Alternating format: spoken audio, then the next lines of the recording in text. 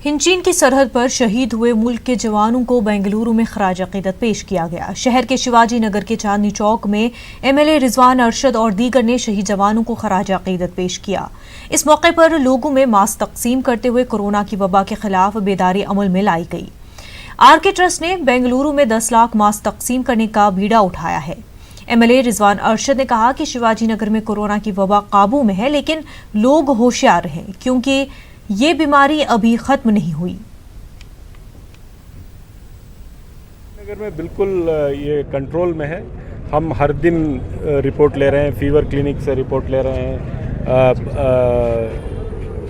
Boring hospital से report ले रहे हैं। यहाँ के इस इलाके में बिल्कुल कंट्रोल्ड है। जितने लोग इन्फेक्ट हुए थे वो सब अब डिस्चार्ज हो चुके हैं। कोशिश है कि हम सबको मास्क दें, इसमें ना कि ये बीमारी फैलने से रोके, बट इसको लोगों को रोज़गार भी मिले।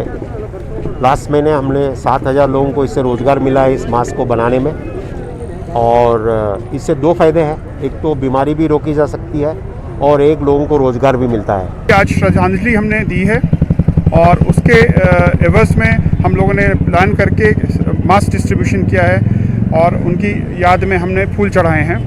ये हमारे जवान 20 जवान जो शहीद हुए हैं, ये बहुत ही दुखद है, बहुत ही अफसोसनाक हरकत की है चाइना ने, और हम चाहेंगे कि हम लोग सब इसका जवाब दें, चाइनीज़ प्रोडक्ट्स का बॉयकॉट करें।